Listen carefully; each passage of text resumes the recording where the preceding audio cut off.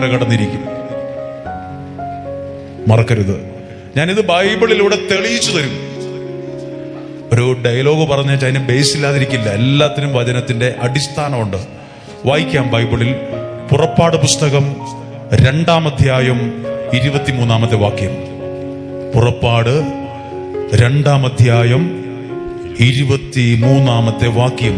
അവിടെ പ്രാർത്ഥിക്കുന്ന ഒരു കൂട്ടത്തെ കാണാൻ പറ്റും. പുറപ്പാട് 2-ാം അധ്യായം 23-ാമത്തെ വാക്യം. ഒന്ന് ശ്രദ്ധിച്ചു കേൾക്കാമോ? നമ്മുടെ പ്രാർത്ഥനയ്ക്ക് വിലയുണ്ട്, നമ്മുടെ ആരാധനയ്ക്ക് വിലയുണ്ട്. ബൈബിളിലൂടെ അത് തെളിയിക്കാൻ പോവാണ്. കുറെ കാലം കഴിഞ്ഞ് ഈജിപ്തിലെ രാജാവ് മരിച്ചു. ഈജിപ്തിലെ അന്നത്തെ പ്രൈം മിനിസ്റ്റർ, പ്രധാനമന്ത്രി, ഈജിപ്തിലെ ആ രാജാവ് മരിച്ചുപോയി.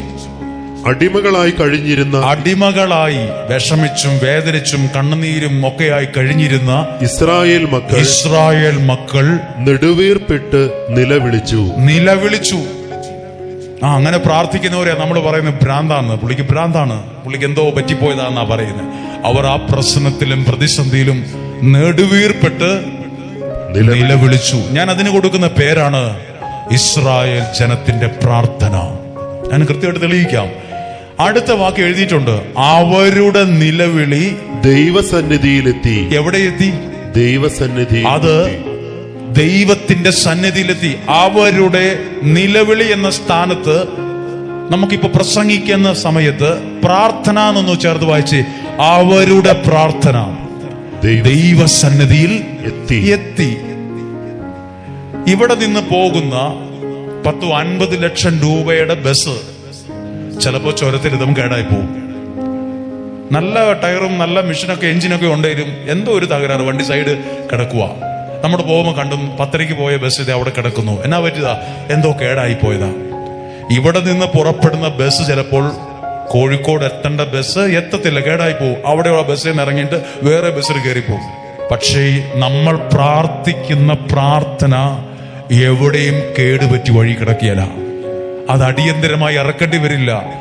അത് ദൈവസന്നിധിയിലേക്ക് ആ പ്രാർത്ഥന പോയെങ്കിൽ അത് അവിടെ തന്നെ കേടില്ലാതെ എത്തും.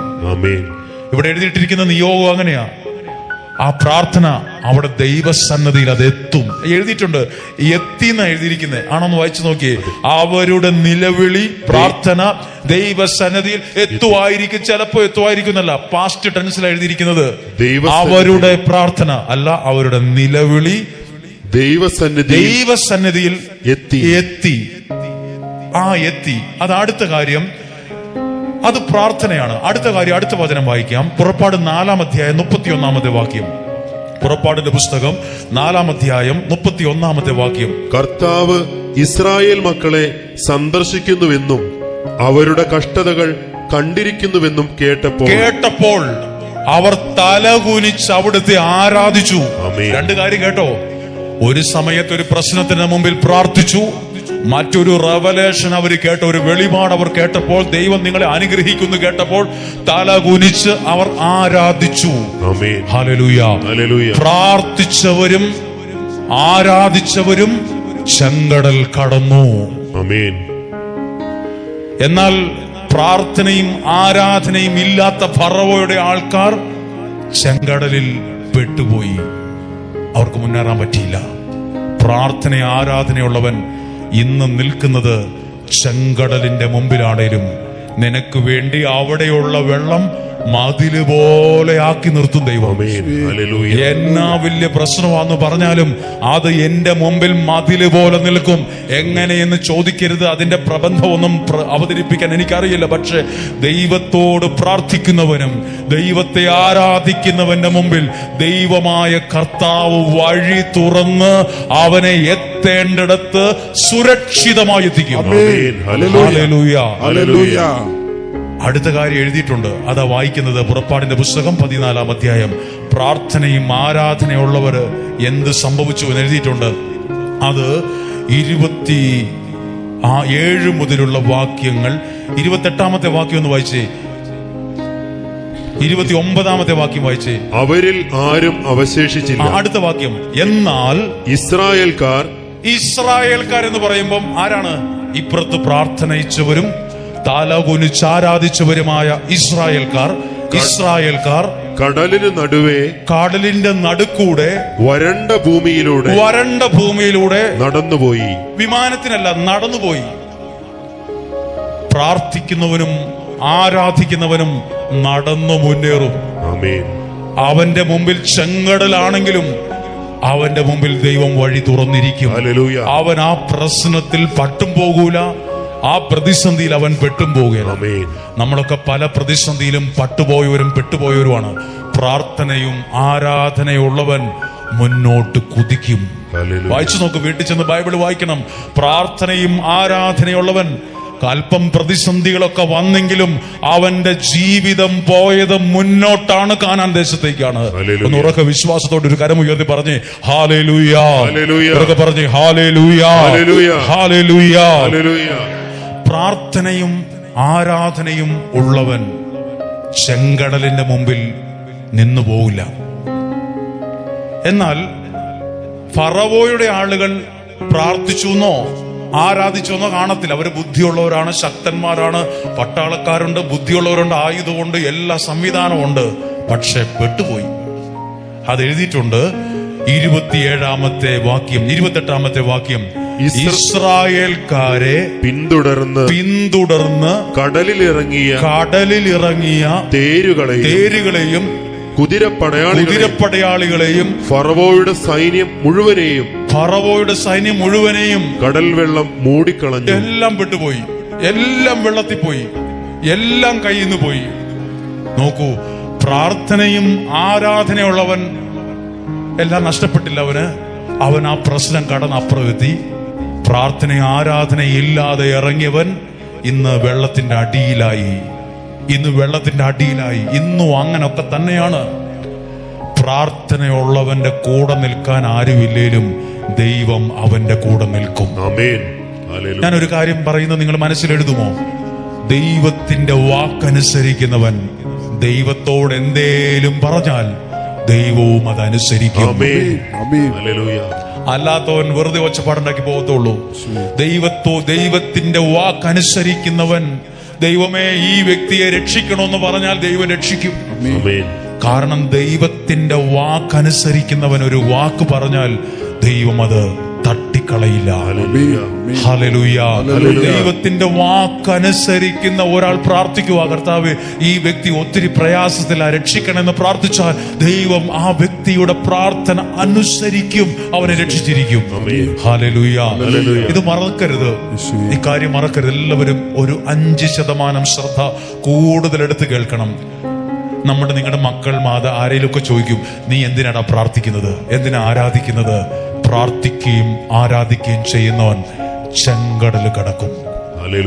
അല്ലാത്തവനോ വലിയ വർത്താനമൊക്കെ പറഞ്ഞ് ചെങ്കടൽ ഇറങ്ങും, പക്ഷെ ലക്ഷ്യത്തിലെത്തില്ല. ഈ പോയവരുണ്ടല്ലോ, ഇസ്രായേൽക്കാരുടെ കയ്യിൽ ആകെ ഉണ്ടായിരുന്ന സമ്പത്തി പ്രാർത്ഥന ആരാധനയാ. വന്നവര് വലിയ പട്ടാളക്കാരും ബുദ്ധിയുള്ളവരും ശക്തിയുള്ളവരും സ്വാധീനമുള്ളവരെല്ലാം ഇന്ന് കിടക്കുന്നത് വെള്ളത്തിന്റെ അടിയിലാണ്. പക്ഷെ ഒരു സ്വാധീനമുള്ള ദൈവത്തോടുള്ള ബന്ധം മാത്രമേ ഉള്ളൂ. അവര് നിൽക്കുന്നത് കാനാൻ ദേശത്താണ്. നിങ്ങൾക്ക് ആർക്കെങ്കിലും തടസ്സങ്ങൾ മാറണം, പ്രയാസങ്ങൾ മാറണം, പ്രതിസന്ധി മാറണം, ബ്രദറെ എന്നതാ പ്രാർത്ഥിക്കേണ്ടത്, ബ്രദറെ എന്താ ഞങ്ങൾ ചെയ്യേണ്ടത്? പ്രാർത്ഥിക്കുകയും ആരാധിക്കുകയും ചെയ്യ്. ചെങ്കടല് പോലും മാറിപ്പൊക്കോളും.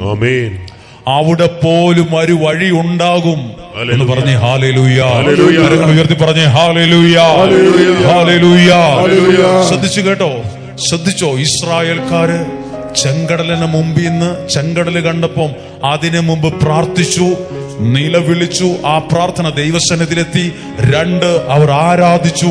പ്രാർത്ഥനയും ആരാധനയുള്ളവന്റെ മുമ്പിൽ വഴി അടഞ്ഞു പോകത്തില്ല. അവൻ മുന്നോട്ട് കുതിക്കും. ഞാനത് ജീവിതത്തിൽ അനുഭവിച്ചിട്ടുണ്ട്, ഞാനത് ജീവിതത്തിൽ കണ്ടിട്ടുണ്ട്, ഞാനത് അറിഞ്ഞത് കൊണ്ടാണ് ഇത് പ്രസംഗിക്കുന്നത്. ഇതെവിടെ നിന്ന് ഈ വചനങ്ങളൊക്കെ നിങ്ങൾക്ക് കിട്ടി? വചനം വായിക്കുമ്പോൾ ജീവിതത്തെ കണക്ട് ചെയ്യാൻ പറ്റും. പ്രാർത്ഥനയും ആരാധനയുള്ളവൻ ചെങ്കടൽ കടക്കും, അല്ലാത്തവനോ ചെങ്കടലിൽ വീണുപോകും. പലരും വീണുപോയത് അങ്ങനെയാ, പലരും പെട്ടുപോയതും പട്ടുപോയതും അങ്ങനെയാ. തിണ്ണയിലിരുത്തണ്ടോനെ അടുക്കളയെ കൊണ്ടുവരും, തിണ്ണയിലിരുത്തി കാപ്പിയും കൊടുത്ത് ചോറും കൊടുത്ത് വിടേണ്ട ആളാ. പക്ഷെ സ്നേഹം മൂത്തു, ഭയങ്കര സഹാനുഭൂതിയായി വിളിച്ച് അകത്തോട്ട് കയറ്റി അടുക്കള വരെ കൊണ്ടുവന്നു. ഇപ്പോ എല്ലാം അവൻ ചതിച്ചോണ്ട് പോയിന്ന്. അപ്പോഴാ പറയുന്നത്, എനിക്ക് ഈ പ്രാർത്ഥന ആരാധനയൊക്കെ പുച്ഛമായിരുന്നു. പ്രാർത്ഥനയും ആരാധനയുള്ളവൻ തിണ്ണയിൽ ഇരുത്തേണ്ടവനെ തിണ്ണയിലെ ഇരുത്തുള്ളൂ, മിറ്റത്ത് നിർത്തേണ്ടവനെ മിറ്റത്തെ നിർത്തുള്ളൂ, അകത്ത് കയറ്റേണ്ടവനെ അകത്ത് കയറ്റുള്ളൂ. അവനെ ചതിക്കാൻ ബുദ്ധിമുട്ടാണ്, അവനെ തോപ്പിക്കാൻ പറ്റില്ല. അവൻ പ്രാർത്ഥനയിലും ആരാധനയിലും നിൽക്കും. അവന് വേറൊരു കാഴ്ചയുണ്ട്. അവനെ ദൈവമാ നടത്തുന്നത്, അവനെ ദൈവമാ നയിക്കുന്നത്. ആഗ്രഹം ഉണ്ടെങ്കിൽ ഒരു നിമിഷം നിങ്ങൾ ഇരിക്കുന്ന കസേരയെ കൂടെ ഇരുന്ന്, ഞാനും ദൈവമേ ഇസ്രായേൽക്കാരെ പോലെ പ്രാർത്ഥിക്കട്ടെ, ഞാനും ഇതുപോലൊന്ന് ആരാധിക്കട്ടെ. എന്റെ മുമ്പിൽ ഞാൻ കാണുന്നത് വെള്ളമാണ്, ഞാൻ കാണുന്നത് നിലയില്ല കയമാണ്, ഞാൻ കാണുന്നത് ഒരു വഴിയുമില്ലാത്ത സാഹചര്യമാണ്. എനിക്കറിയില്ല ഒരു സ്റ്റെപ്പ് പോലും എങ്ങനെയാ വെക്കണ്ടെന്നറിയില്ല. പക്ഷെ പ്രാർത്ഥനയും ആരാധനയും ഉള്ളവന്റെ മുമ്പിൽ വാതിൽ തുറക്കുന്നത് കാണും, ദൈവം വഴി തുറക്കുന്നത് കാണും, അവന്റെ ജീവിതത്തെ ദൈവം കൊണ്ടുപോകുന്നത് നിങ്ങൾ കാണും. അങ്ങനെ ദൈവം അങ്ങനെ പ്രാർത്ഥനയും ആരാധനയുള്ള വ്യക്തിയെയും കുടുംബത്തെ കൊണ്ടുപോകുമ്പോ അപ്പുറത്തെ പറമ്പിലിരുന്ന് അസൂയപ്പെട്ടിട്ട് വലിയ കാര്യമൊന്നുമില്ല, അപ്പുറത്തിരുന്നോണ്ട് കുറ്റം പറഞ്ഞുകൊണ്ടിരുന്നിട്ട് കാര്യമില്ല, അപ്പുറത്തിരുന്നോണ്ട് ഇവനൊക്കെ വേറെന്തോ ബിസിനസ്സാന്ന് പറഞ്ഞിട്ട് കാര്യമില്ല. അവൻ പ്രാർത്ഥനയും ആരാധനയായിട്ടാ മുന്നോട്ട് പോകുന്നത്. അതാ അവന്റെ മുമ്പിൽ വഴികൾ ഓപ്പൺ ആയത്. നിങ്ങൾക്ക് ആഗ്രഹമുണ്ടോ ദൈവം നിങ്ങളുടെ ജീവിതത്തിൽ നന്മകൾ നൽകുന്നത്? വിശ്വാസത്തിൽ കണ്ടൊന്ന് പ്രാർത്ഥിക്കാൻ തുടങ്ങിക്കേ, വിശ്വാസത്തിൽ കണ്ട് ആരാധിക്കാൻ തുടങ്ങിക്കേ. വിശ്വാസത്തിൽ കൊണ്ട് പ്രാർത്ഥിക്കാനും ആരാധിക്കാനും തുടങ്ങുമ്പോൾ വഴി ദൈവം തുറക്കും, വഴികളെ ദൈവം തുറക്കും. ഹല്ലേലൂയ. അടുത്ത കാര്യം, ഇങ്ങനെ പ്രാർത്ഥിക്കുമ്പോൾ ഒരു കാര്യം ശ്രദ്ധിക്കണം, വാശി പിടിച്ച് മേടിച്ചെടുക്കരുത് ഒന്നും, മനുഷ്യന്റെ കയ്യിൽ നിന്നാണേലും ദൈവത്തിന്റെ കയ്യിൽ നിന്നാണേലും. എന്താ പറഞ്ഞേ? വാശി, എനിക്കത് എനിക്കുള്ളതാണെങ്കിൽ എനിക്ക് മതി, എനിക്കില്ലാത്തത് എന്റെ അടുത്ത് വാഴില്ല, എനിക്ക് വേണമെന്ന് പറഞ്ഞ് വാശി പിടിച്ച് മേടിച്ചെടുക്കേണ്ട ഒന്നും, ശുശ്രൂഷയാണേലും വ്യക്തിയാണേലും പണമായാലും വീടായാലും പറമ്പായാലും ജോലിയായാലും വാശി പിടിച്ച് മേടിക്കരുത്. ആദ്യത്തെ സന്തോഷം കുറച്ച് കഴിയുമ്പോൾ കെട്ടുപോകും. നിങ്ങൾ പ്രാർത്ഥിക്കണം, ദൈവമേ എനിക്ക് ഇന്ന ഒരു ആഗ്രഹമുണ്ട്, എനിക്ക് ദൈവം നീ എനിക്ക് നൽകാൻ ഉദ്ദേശിച്ചതാണെങ്കിൽ അതെന്റെ കയ്യിലെത്തണം. അങ്ങനെ പ്രാർത്ഥിക്കുക. നിനക്കുള്ളത് നിന്റെ കയ്യിൽ വാഴും, നീ അതിൽ വാഴും. നിനക്കുള്ളത് നിന്റെ കയ്യിലെത്തും. ഞാൻ ഒരു വിശ്വാസം പറയട്ടെ, വിശ്വാസം പറയാണ്, നമ്മൾ ദൈവത്തിന്റെ വാക്കിൽ നടക്കുമ്പോൾ എനിക്കുള്ളത് എന്റെ അടുത്തേക്ക് വരും, എന്റെ അടുത്തേക്ക് വരും. എനിക്ക് പ്രാർത്ഥന ആരാധന ഒന്നുമില്ല, എനിക്ക് ചിലതൊക്കെ നടന്നു കിട്ടണമെന്ന് ആഗ്രഹമുണ്ട്. അങ്ങനെ നടക്കുമ്പോ ഞാൻ ഉദ്ദേശിച്ചത് 10 മീറ്റർ അപ്പുറത്തെത്തും. എന്തൊരു കുലുമാല ഇത്, ഞാൻ അവിടെ എത്തി, ഇപ്പൊ കിട്ടിയെന്ന് വിചാരിച്ചതാ, പക്ഷെ ഇപ്പൊ അത് അപ്പുറത്തായിരിക്കുന്നേ, ഇപ്പൊ അത് എന്റെ അടുത്തെത്തിയ, പക്ഷെ എനിക്കത് അനുഭവിക്കാൻ പറ്റുന്നില്ല. പ്രാർത്ഥനയോടെ നടക്കുന്നത് നിന്റെ അടുത്തേക്ക് നടന്നു വരും. ദൈവത്തിന്റെ വാക്കനുസരിക്കുന്നവൻ ഒരു വാക്ക് ദൈവത്തോട് പറഞ്ഞാൽ ദൈവം അത് അനുസരിക്കും. അനുഭവിച്ചിട്ടുണ്ട്. ഇവിടെ പ്രാർത്ഥിക്കാൻ വരുമ്പോൾ ആ ഒരു യോഗ്യതയാണ് ഞാൻ അല്പമെങ്കിലും ദൈവത്തോട് പറയുന്നത്. ദൈവത്തിന്റെ വാക്കനുസരിക്കുന്നവൻ. ഇതൊക്കെ ഓരോ സാക്ഷ്യങ്ങളാ, ഇഷ്ടംപോലെ സാക്ഷ്യങ്ങളുണ്ട്. ദൈവത്തിന്റെ വാക്കനുസരിക്കുന്നവൻ തലേ കൈവച്ച് പ്രാർത്ഥിക്കുന്നത് അവന്റെ അനുഗ്രഹമായിട്ട് വരും. ദൈവത്തിന്റെ വാക്കനുസരിച്ച് കുടുംബത്തിൽ കയറി വന്ന് ഇതൊക്കെ മാറി വരും കേട്ടോ എന്ന് പറയുമ്പോ തന്നെ അവിടെ ആ ഇരുട്ടങ്ങ് മാറും. ദൈവത്തിന്റെ വാക്കനുസരിക്കുന്നവന്റെ കയ്യെ പിടിക്കുമ്പോ തന്നെ ഒരു എനർജിയാണ്, അവൻ നിൽക്കുന്ന സ്ഥലത്തൊരു വെളിച്ചമാണ്. ദൈവത്തിന്റെ വാക്കനുസരിക്കുന്നവൻ അവനെ ടാക്സി വിളിച്ച് അവനെ വീട്ടിൽ കൊണ്ടുപോകും. എന്തിനാ കൊണ്ടുപോയെന്ന്? പ്രാർത്ഥിക്കണോ വരണോന്നാ പറഞ്ഞ്. ദൈവത്തിന്റെ വാക്കനുസരിക്കുന്നവൻ നിന്നിടത്ത് അനുഗ്രഹം വാഴും. ദൈവവചനം അറിയാത്തോണ്ടാ നമുക്ക് ശരിക്കും ഒന്നും ആരാധിക്കാൻ പോലും പറ്റാത്ത. അറിഞ്ഞാൽ നമുക്ക് നല്ല ജീവനാണ്, നല്ലൊരു ബലമാണ്. ഹല്ലേലൂയ. ഇതും കൂടെ ഒന്ന് മനസ്സിലാക്കുന്ന നല്ലതാണ്. ഉൽപ്പത്തി പുസ്തകം 13-ാം അധ്യായം 17-ാമത്തെ വാക്യം ഒന്ന് വായിച്ചിട്ട് ഞാൻ നിർത്തുകയാണ്. 2 കാര്യം പറയുവാണ്. 2 കാര്യം, കുറച്ച് സമയം എടുക്കത്തുള്ളൂ, കുറച്ച് സമയം, 5-10 മിനിറ്റ്. 2 പേരാണ്, അബ്രാഹവും ലോത്തും. ലോത്ത് കുറുക്കന്റെ ബുദ്ധിയുള്ളവനാണ്, അതിബുദ്ധിമാൻ. നമ്മൾ പറയില്ലേ, ബുദ്ധിയുണ്ട് പക്ഷെ അതിബുദ്ധിയാ. അതിബുദ്ധി ആപത്താണ്. ബുദ്ധി വേണം, പക്ഷെ അതിബുദ്ധി പലപ്പോഴും ആപത്താണ്. ലോത്ത് അതിബുദ്ധിമാനാ, കുരുട്ടുബുദ്ധിക്കാരനാ. ഇവിടെ കാണുമ്പോ അപ്പുറം കാണും. ഉള്ളിലിരിപ്പ് വേറെയാ. ശുദ്ധമല്ലാത്ത മനസ്സുണ്ട്.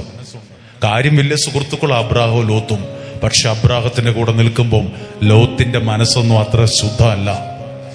സ്ഥലം വീതം വെച്ചപ്പോ ലോത്ത് ഏത് സ്ഥലം എടുത്തത്? ഏറ്റവും നല്ലത്. എന്നാ നീ എങ്ങനെ ജീവിക്കും? നിനക്കും ഭാര്യയും മക്കളൊക്കെ ഉണ്ടല്ലോ, നിനക്ക് ഡെയിലി ജീവിക്കണ്ടേ എന്ന് ചിന്തിച്ചു പോലുമില്ല. പുള്ളി എല്ലാം എടുത്തോണ്ടൊരു പോക്കങ്ങ് പോയി. അബ്രാഹാം വലിയൊരു നഷ്ടത്തിൽ തല കുനിച്ച്. അങ്ങനെ ഇരിക്കുമ്പോൾ അബ്രാഹത്തോട് ദൈവം സംസാരിച്ചത് ഞാൻ വായിക്കുകയാണ്. 13-ാം അധ്യായം 14-ാമത്തെ വാക്യം. അബ്രാം ലോത്തിൽ നിന്ന് വേർപെട്ടതിനു ശേഷം കർത്താവ് അബ്രാമിനോട് പറഞ്ഞു, ലോത്ത് സ്ഥലവും സമ്പത്തും ഒക്കെ എടുത്തോണ്ട് പോയി. ഇന്ന് കുറെ ചീങ്കപ്പാറ പോലത്തെ കുറെ സ്ഥലമേ ഉള്ളൂ ഈ അബ്രാഹത്തിന്. അപ്പൊ അബ്രാഹാം വേർപെട്ട് എങ്ങനെ ഇരിക്കുന്ന എഴുതിയിട്ടുണ്ട്. തല ഉയർത്തി മൂലയ്ക്ക് കുത്തിയിരിക്കുക. ആര്?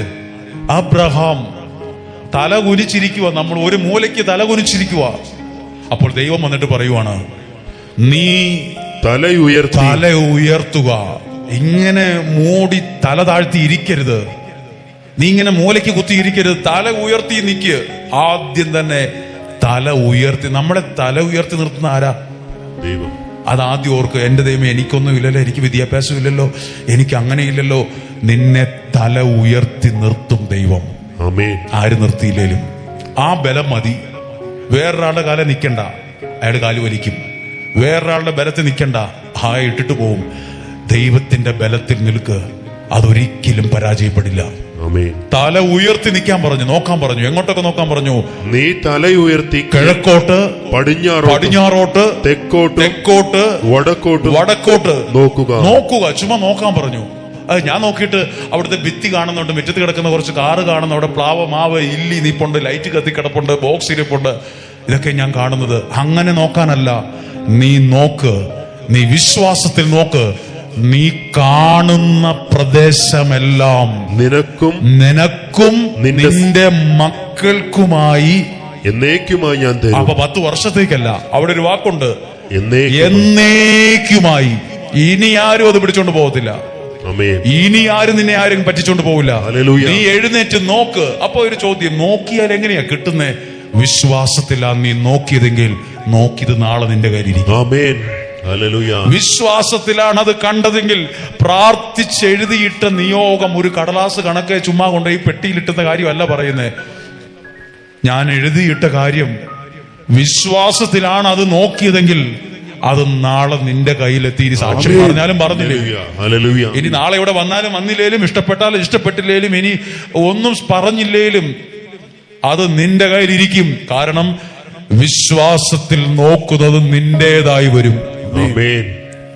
അത് ശുശ്രൂഷയാണേലും അത് മണ്ണായാലും എന്തായാലും ദൈവത്തിന്റെ ഹിതപ്രകാരം ദൈവം നോക്കാൻ പറഞ്ഞിട്ടാണ് ഞാൻ ആ കണ്ണിലൂടെ നോക്കിയതെങ്കിൽ അത് നാളെ എന്റേതാണ്.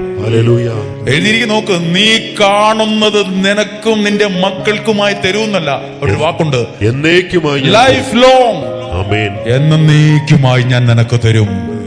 ഇനി 17-ാമത്തെ വാക്യം ഒന്ന് വായിച്ചേ. 17-ാമത്തെ വാക്യം. എഴുന്നേറ്റ്, അബ്രാഹത്തോട് ദൈവം പറയുവാണ്, എഴുന്നേറ്റിട്ട് എന്നാ ചെയ്യണം? ഈ ഭൂമിക്ക് നെടുകയും ഈ ഭൂമിക്ക് എന്നെ എല്ലാവരും ഒരു നിമിഷം ശ്രദ്ധിച്ചേ. എഴുന്നേറ്റ് ഭൂമി എന്ന് എഴുതിയിരിക്കുന്നേ. ഭൂമി ആ ലോത്ത് കൊണ്ടുപോയെ. പുള്ളിക്ക് ഭയങ്കര വിഷമം, എന്റെ ഭൂമിയെല്ലാം പോയി എന്നൊരു ദുഃഖമുണ്ട്. നല്ലതല്ല ഈ ചങ്ങായി കൊണ്ടുപോയി. അപ്പൊ പറയണം, നീ വിഷമം നിന്റെ മണ്ണിനെ ഓർത്താണ്. നീ ആ ഭൂമിക്ക് നേരെ നെടുകയും കുറുകയും ചുമ്മാ നടക്ക്. എനിക്കത് മനസ്സിലാകുന്നില്ല വായിച്ചിട്ട്. നടന്നാൽ എങ്ങനെയാ അതെന്റെ അടുത്ത് വരുന്നത്? വിശ്വാസത്തിൽ നടക്കുന്നത് നിന്റെ ആയി വരും. അപ്പൊ എന്താ നിയോഗത്തിൽ പ്രാർത്ഥിക്കുന്നത്? നിയോഗത്തിൽ എഴുതി പ്രാർത്ഥിക്കുന്നത് വിശ്വാസത്തിൽ ഞാൻ ആ പ്രാർത്ഥനയിൽ നടക്കുകയാണ്. ആ നിയോഗത്തിൽ എനിക്ക് വീടില്ല എന്നതാണ് എന്റെ ഒരു നിയോഗം. ഞാൻ ആ നിയോഗത്തിൽ നെടുകയും കുറുകയും നടക്കുവാണ്. പ്രാർത്ഥിച്ച് 30 ദിവസം, 15 ദിവസം, 21 ദിവസം നിയോഗത്തിൽ നടക്കുന്നത്. എഴുന്നേറ്റ് ഭൂമിക്ക് നിനക്ക് എന്താ വിഷമമുള്ളത്? അതിന്റെ മേലെ നടക്കുക. അത് നിനക്ക് ഞാൻ തരും. നീ നടന്നത് നിനക്ക് ഞാൻ തരും. ആരാ പറഞ്ഞതെന്ന് അറിയാമോ? അവിടുത്തെ മെമ്പർ അല്ല പറഞ്ഞത്, പ്രസിഡന്റ് അല്ല പറഞ്ഞത്, MLA അല്ല പറഞ്ഞത്. ഇത് ലോകത്തെ സൃഷ്ടിച്ചവൻ പറയുക, നീ വിശ്വാസത്തിൽ നടന്നത് നിന്റെ കൈ ഞാൻ തരും. ആമേൻ. ഹല്ലേലൂയ. നമ്മൾ കുറച്ചു നേരം ഒന്ന് പ്രാർത്ഥിക്കും, ഒന്ന് പാടും, ഒന്ന് പ്രാർത്ഥിക്കുമ്പോ ഈ എഴുതിയിട്ട നിയോഗം എന്നാ നിങ്ങൾക്കറിയാം. അതിന്മേൽ നമ്മൾ വിശ്വാസത്തിൽ നടക്കണം. നിന്നുകൊണ്ട് കണ്ണുകൾ അടച്ച് നമ്മൾ പ്രാർത്ഥിക്കുമ്പോൾ ഞാൻ ആ നടക്കോ ദൈവമേ, എന്റെ മകന്റെ കാര്യം എന്തു ചെയ്യും? ആ നിയോഗത്തിന്റെ മേൽ നടക്കണം, വിശ്വാസത്തിൽ നടക്കണം. ദൈവം പറയുവോ, നീ നടക്കുമ്പോൾ നീ നടന്നത് നിന്റെ ആയി മാറും. അയ്യോ, ഞാനിങ്ങനെ ഓർക്കുവോ, എന്റെ മകന്റെ വിവാഹം എങ്ങനെ നടക്കാനാ? നീ അതിൽ വിശ്വാസത്തിൽ നടക്ക്. ഒരു വീട് ഞാൻ ഇനി എങ്ങനെ പണിയാനാ? വിശ്വാസത്തിൽ നടക്ക്. ഒരു വണ്ടി ഞാൻ എങ്ങനെ മേടിക്കാനാ? വിശ്വാസത്തിൽ നടക്ക്, വിശ്വാസത്തിൽ നടക്ക്. ഞാൻ ഇത് പഠിച്ച് പാസ്സാകുമോ? വിശ്വാസത്തിൽ നടക്ക്. എനിക്ക് ആ പൊസിഷനിൽ എത്താൻ പറ്റുമോ? എനിക്ക് ആ രാജ്യത്ത് പോകാൻ പറ്റുമോ? എനിക്കെല്ലാം നഷ്ടമാണല്ലോ. നീ എഴുന്നേറ്റ് വിശ്വാസത്തിൽ ഇങ്ങനെ നെടുകയും കുറുകയും നടക്ക്. എനിക്ക് മനസ്സിലാകുന്നില്ല നെടുകയും കുറുകയും നടന്നാൽ എങ്ങനെ നടക്കുമെന്ന്. പക്ഷെ ബൈബിൾ പറയുന്നു, വിശ്വാസത്തിലാ നടക്കുന്നെങ്കിൽ അത് നിന്റെ വരും. അല്ലെ, ദൈവം നിന്റെ അത് തരും. വിശ്വസിക്കുന്നെങ്കിൽ ഒന്ന് എഴുന്നേറ്റ് നിൽക്കുക. ഈ വിശ്വാസത്തിൽ ഒന്ന് പ്രാർത്ഥിക്കട്ടെ, ഈ വിശ്വാസത്തിൽ ഒന്ന് ആരാധിക്കട്ടെ, ഈ വിശ്വാസത്തിൽ പ്രാർത്ഥിക്കാൻ ഒരുങ്ങിക്കേ. പലതും നടക്കിയേലെന്നാ ബുദ്ധി നമ്മളോട് സംസാരിച്ചു കൊണ്ടിരിക്കുന്നേ. അബ്രാഹത്തോട് ദൈവം പറഞ്ഞു, അബ്രാഹം ചിന്തിച്ചു കാണി, ഇനി എത്ര കൊല്ലം പണിയെടുത്താലാ ഇത്രയും ഭൂമി ഒന്ന് മേടിക്കാൻ പറ്റുക? അപ്പോൾ അബ്രാഹത്തോട് ദൈവം പറയുക, നീ തലകുനിച്ച് ഇങ്ങനെ ആലോചിച്ച് വിഷമിച്ചിരിക്കണ്ട, എഴുന്നേൽക്ക്, എന്നിട്ട് നെടുകയും കുറുകയും നടക്ക്. നീ മനസ്സിൽ വിശ്വാസത്തോടെ നടന്നത് നിന്റെ അടുത്തേക്ക് നടക്കാൻ തുടങ്ങും. വിശ്വാസത്തിൽ എങ്ങനെയാ നടക്കേണ്ടത്? ഞാൻ ഇങ്ങനെയാണോ നടക്കേണ്ടത്, ഇങ്ങനെയാണോ നടക്കേണ്ടത്? അതൊന്നും എനിക്കറിയത്തില്ല. നിങ്ങൾ നിന്നിടത്ത് നിന്നാ മതി. മനസ്സിലാ എഴുതിയിട്ട നിയോഗം കാണുക. ചിലപ്പോൾ പാസ്പോർട്ട് കാണും കയ്യില്, ചിലപ്പോൾ മരുന്നിന്റെ ചീട്ട് കാണും കയ്യില്, ചിലപ്പോൾ മെഡിക്കൽ റിപ്പോർട്ട് കാണും കയ്യില്, ചിലപ്പോൾ കുറെ ആശങ്കയായിരിക്കും, ചിലപ്പോൾ ഉത്കണ്ഠയായിരിക്കും, ചിലപ്പോൾ പ്രാർത്ഥിച്ചെഴുതി ഈ പാത്രത്തിലിട്ട കുറച്ച് നിയോഗമായിരിക്കും. അത് മനസ്സിലൊന്ന് കണ്ടേ, അത് മനസ്സിൽ കണ്ണുകളടച്ച് കണ്ടേ. നീ കണ്ടതും നോക്കിയതും നിനക്ക് ഞാൻ തരും. ചുമ്മാ ഈ സാധാരണ നഗ്നനേത്രങ്ങൾ കൊണ്ട് കണ്ട കാര്യം മാത്രമല്ല, നീ വിശ്വാസത്തിൽ എന്താ കാണുന്നത്? എന്റെ കാര്യങ്ങൾ ഭംഗിയായി നടക്കുന്നത് വിശ്വാസത്തിൽ ഞാൻ ദൈവമേ കാണുന്നു. ഞാൻ അനുഗ്രഹമുള്ള ശുശ്രൂഷ ചെയ്യുന്നതായി ഞാൻ കാണുന്നു. അനേകം രോഗികൾ സൗഖ്യമാകുന്നത് ഞാൻ കാണുന്നു. അനേകം സാമ്പത്തിക പ്രതിസന്ധിയിൽ നിൽക്കുന്നവർ അതിൽ നിന്ന് വിടുതൽ പ്രാപിക്കുന്നത് ഞാൻ കാണുന്നു.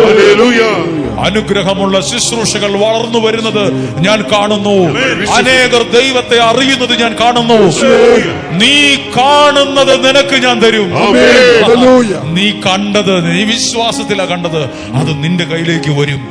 അബ്രാഹത്തോട് ദൈവം പറഞ്ഞു, നീ തലകുനിച്ചിരുന്നത് മതി, എഴുന്നേൽക്ക്, എഴുന്നേൽക്ക്, വിശ്വാസത്തിൽ എഴുന്നേൽക്ക്, എന്നിട്ട് നടക്ക്, നെടുകയും കുറുകയും നടക്ക്. എന്തിന്റെ മേലെയാ നടക്കുന്നത്? വിഷമത്തിന്റെ മേലെ, പ്രശ്നത്തിന്റെ മേലെ, പ്രതിസന്ധിയുടെ മേലെ. ചിലരെന്നെ കണ്ടപ്പോ പറഞ്ഞു, എന്നറിയാൻ പാടില്ല, ഭയങ്കര ടെൻഷനാണ്, എല്ലാം തടസ്സമാണ്, എല്ലാം പ്രതികൂലമാണ്. ഇനിയുള്ള സമയം വിലപ്പെട്ടതാണ്. ഇനിയുള്ള സമയം നടക്കാനുള്ള സമയമാണ്. ഇനിയുള്ള സമയം വിശ്വാസത്തിൽ നടക്കുക. എന്റെ കുഞ്ഞിന്റെ കാര്യം എന്താകും? അതിന്മേൽ പ്രാർത്ഥനയിൽ നടക്ക്, വിശ്വാസത്തിൽ നടക്ക്. കണ്ണുകൾ അടച്ച് എല്ലാവരും, എന്റെ സ്ഥലം എങ്ങനെ വിൽക്കും? അതിന്മേൽ നടക്കും. എനിക്ക് എങ്ങനെ ഒരു സ്ഥലം മേടിക്കാൻ പറ്റും? അതിന്മേൽ നടക്കും. ഞാൻ എങ്ങനെ പ്രസംഗിക്കും? എനിക്ക് ആ ഒരു കൃപയില്ലല്ലോ. അല്ല, എന്റെ വീട്ടിലാകെ പ്രശ്നമാണല്ലോ. എന്റെ കൂടെ പലരും ഉണ്ടെങ്കിലും എന്നെ ആരും മനസ്സിലാക്കുന്നില്ലല്ലോ. ആ വിഷയത്തിന്റെ മേൽ നടക്കാനാ പറഞ്ഞത്. തൂമ്പ എടുത്ത് കളയ്ക്കാനല്ല, കുറെ പൈസ കൊണ്ടുപോയി കമിഴ്ത്താനല്ല, ചുമ്മാ നടക്കാനാ പറഞ്ഞത്. വേറൊന്നും തല കുത്തി നിൽക്കാനല്ല, നടക്കാനാ പറഞ്ഞത്. വിശ്വാസത്തിൽ നടന്നുകൊണ്ട് പ്രാർത്ഥിക്കട്ടെ. ഞാനിങ്ങനെ പറയട്ടെ, കർത്താവേ, ഇവിടെ വന്ന ജനത്തെ അനുഗ്രഹിക്കണമെന്ന് വിശ്വാസത്തിൽ ഞാൻ നടന്ന് പ്രാർത്ഥിക്കുന്നു. ഈ ജനം ഇവിടെ എഴുതിയിട്ട് നിയോഗം ഒന്നുപോലും നഷ്ടപ്പെടരുത്. ഒരു രോഗി പോലും സൗഖ്യപ്പെടാതെ പോകരുത്. ഒരു പ്രയാസത്തിൽ കഴിയുന്നവർ പോലും വിടുതൽ പ്രാപിക്കാതെ പോകരുത്. അനുഗ്രഹം അനുഭവിക്കാൻ കഴിയണം. രണ്ട് കരങ്ങളും ഒന്ന് ഉയർത്തിപ്പിടിക്കാം.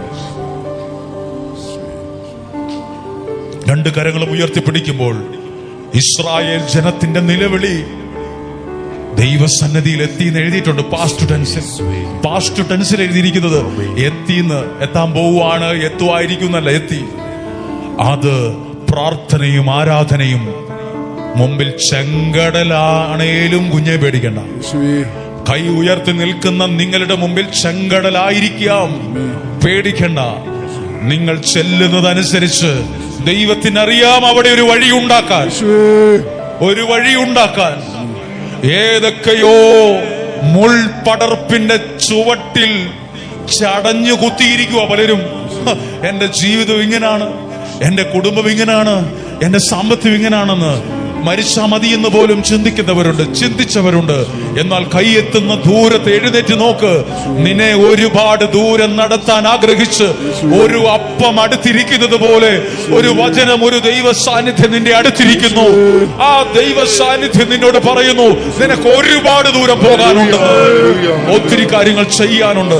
രണ്ട് കരങ്ങളും ഉയർത്തി ആധരം തുറന്ന് പ്രാർത്ഥിക്കുമ്പോൾ ഒരു വിടുതൽ നടക്കും, ഒരു അത്ഭുതം നടക്കും, രോഗങ്ങൾ സൗഖ്യമാകും, എല്ലാ തിന്മയുടെ ആധിപത്യങ്ങളും മാറിപ്പോകും, പൈശാചിക ശക്തികൾ മാറിപ്പോകും, ബന്ധനങ്ങൾ മാറിപ്പോകും.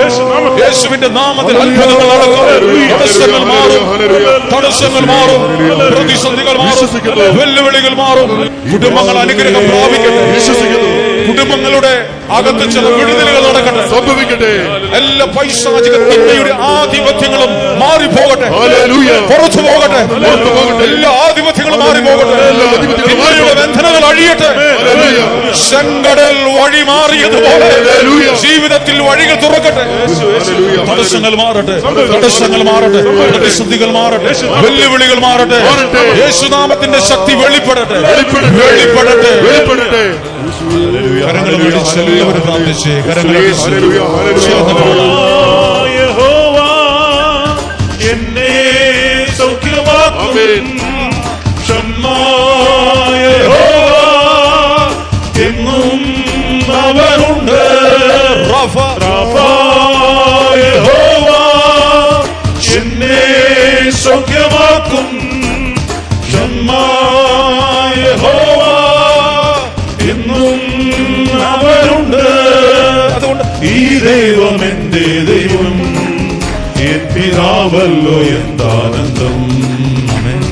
ഈ ദൈവം എന്റെ ദൈവം, എൻ പിതാവല്ലോ എന്താനന്ദം. യഹോവ എന്നെ സൗഖ്യമാക്കും. യഹോവ എന്നും അവരുണ്ട്. യഹോവ എന്നെ സൗഖ്യമാക്കും. യഹോവ എന്നും അവനുണ്ട്. ഈ ദൈവം എന്റെ ദൈവം, എൻ പിതാവല്ലോ എന്താനന്ദം. ഈ ദൈവം എന്റെ ദൈവം, എൻ പിതാവല്ലോ എന്താനന്ദം. ഒന്ന് പ്രാർത്ഥിച്ച് എല്ലാവരും ഒന്ന് ഓർത്തേ. നമ്മളിന്ന് പ്രാർത്ഥിച്ചത് എന്തോ കണ്ടു കേട്ടു പോകാനല്ല, അനുഭവിച്ചു വേണം പോകാൻ. ആ അനുഗ്രഹം 10 നാൾ കഴിഞ്ഞല്ല, ഇന്ന് കിട്ടണം. ദൈവത്തിന്റെ വാക്കനുസരിച്ചവൻ പറയുന്ന വാക്ക് ദൈവം അനുസരിക്കാതിരിക്കില്ല. ഏലിയായോട് ദൈവം പറഞ്ഞു, നീ അവിടെ പോയി താമസിക്കുക. ഏലിയ അനുസരിച്ചു. ഏലിയ പറഞ്ഞു, മഴ പെയ്യരുത്. ദൈവം അനുസരിച്ചു. ദൈവത്തിന്റെ വാക്കനുസരിക്കുന്നവനെ ദൈവം അനുസരിക്കും. പ്രിയപ്പെട്ടവരെ, കണ്ണുകളടച്ച് പ്രാർത്ഥിക്കുമ്പോൾ ഒത്തിരി നല്ല കാര്യങ്ങൾ ജീവിതത്തിൽ നടക്കും. വിശ്വസിക്കുന്നു. ഒത്തിരി നല്ല കാര്യങ്ങൾ സംഭവിക്കട്ടെ. അത് അത്ഭുതമായി മാറും. നാളെ നിങ്ങൾ സാക്ഷ്യം പറയാൻ ഇവിടെ വരുവോ ഇല്ലയോ എന്നുള്ളതല്ല. ഇന്ന് നിങ്ങൾ പോകുമ്പോൾ ഒരു അനുഗ്രഹമായിട്ട് പോകും. ഒന്ന് കണ്ണുകൾ തുറന്ന്, ഞാൻ ഈ ആലയത്തിന് വേണ്ടി പ്രാർത്ഥിച്ച സമയത്ത് ഒരു ദർശനം ഉണ്ടായി. ഒരു ദർശനം, അതൊരു വലിയ വിളക്കാണ്. ഒരു വലിയ വിളക്ക്. ആ വിളക്കിന്റെ അടുത്തേക്ക് എല്ലാവരും കൈ നീട്ടിപ്പിടിക്കുന്നു. എന്നിട്ട് എല്ലാവരും ആ വിളക്കിൽ നിന്ന് തീ കത്തിച്ചുകൊണ്ട് അവരവരുടെ ഭവനങ്ങളിലേക്ക് പോകുന്നു. പിന്നീട് ഞാൻ കാണുന്നത്, ഈ കത്തിച്ചു കൊണ്ടുപോയ ആ വിളക്കൊക്കെ ആ വീടുകളിൽ വെളിച്ചമായി മാറി. ഞാൻ വിശ്വസിക്കുന്ന ഇവിടെയുള്ള ശുശ്രൂഷ ഒരു വിളക്കാണ്. ഈ വിളക്കിൽ നിന്ന് ആരൊക്കെയോ ചില നന്മകളെ തെളിച്ചു കൊണ്ടുപോവുകയാണ്. അത് വിളക്കായി വെളിച്ചമായി അത് അവിടെ പ്രകാശിക്കാൻ തുടങ്ങും. Hallelujah. വെളിച്ചമായി അത് മാറും. ഓരോ നിയോഗവും അങ്ങനെയാണ്, ഓരോ പ്രാർത്ഥനയും അങ്ങനെയാണ്. ഈശോയുടെ നാമത്തിൽ അത് സമർപ്പിക്കുക, ഏൽപ്പിക്കുകയാണ്. Hallelujah. വിശ്വസിക്കുന്നവന് എല്ലാ കാര്യവും സാധ്യമാണ്. ഞങ്ങൾ ഇന്നും ജീവിക്കുന്ന ദൈവത്തിന്റെ നാമത്തിലെ വിശ്വസിക്കുന്നത്. അങ്ങയുടെ അത്ഭുതകരം ഞങ്ങളുടെ മേൽ തൊടുന്നു എന്ന് വിശ്വസിക്കുന്നു. ദൈവം എന്നെ സ്നേഹിക്കുന്നത് കൊണ്ടാണ് ഞാൻ ഇവിടെ നിൽക്കുന്നത്. ദൈവം എന്നെ കാണുന്നത് കൊണ്ടാണ് എനിക്ക് ഇവിടെ വരാൻ പറ്റിയത്. ഞാൻ തകർന്നു പോകാത്തത്, ഞാൻ നശിച്ചു പോകാത്തത്. എല്ലാവരും ചേർത്ത് വെച്ച് എല്ലാ വ്യക്തികളെയും ഈ നിയോഗ പ്രാർത്ഥനയിൽ ഓൺലൈനായി പങ്കെടുക്കുന്നവരുണ്ടാകാം, ഇപ്പോൾ ഇവിടെ പ്രാർത്ഥനയോടെ പങ്കെടുക്കുന്നവരുണ്ട്. എത്രയോ എത്രയോ സാക്ഷ്യങ്ങളാണ് നിങ്ങൾ കേട്ടത്. എത്രയോ കാര്യങ്ങളിലാണ് ദൈവം അത്ഭുതകരമായി ഇടപെട്ടത്.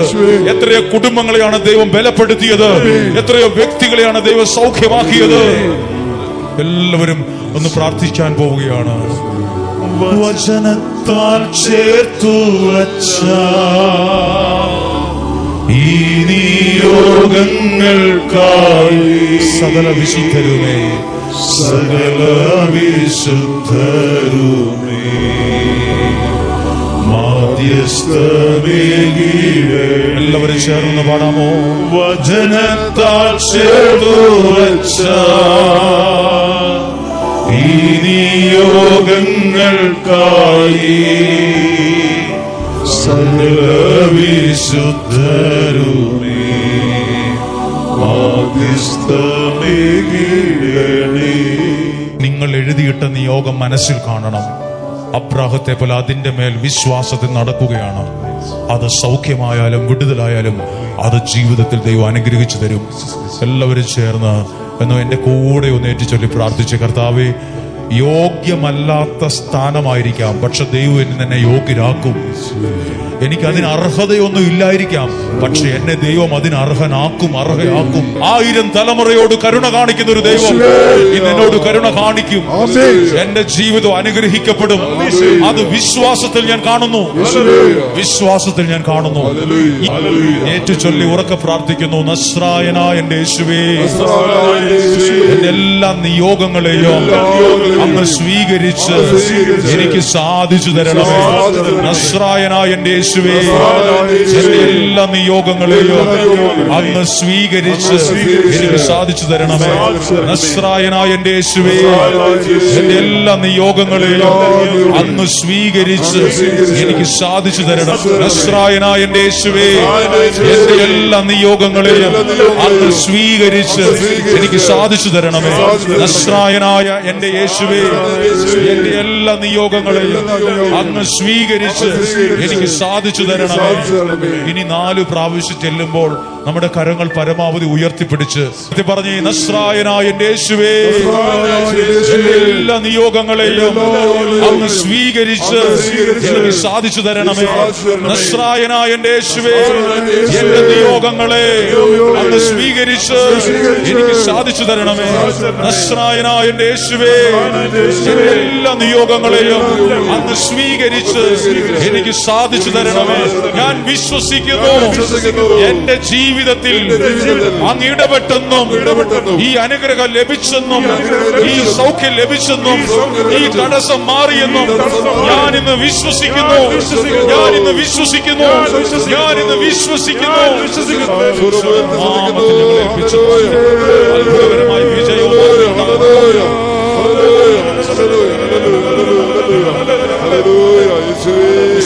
നന്ദി പറയുന്നു. പാടി പ്രാർത്ഥിക്കട്ടെ. നന്ദി പറഞ്ഞ് പ്രാർത്ഥിക്കുന്നു. ദൈവത്തിന്റെ അനുഗ്രഹത്തിനായി പ്രാർത്ഥിക്കുന്നു.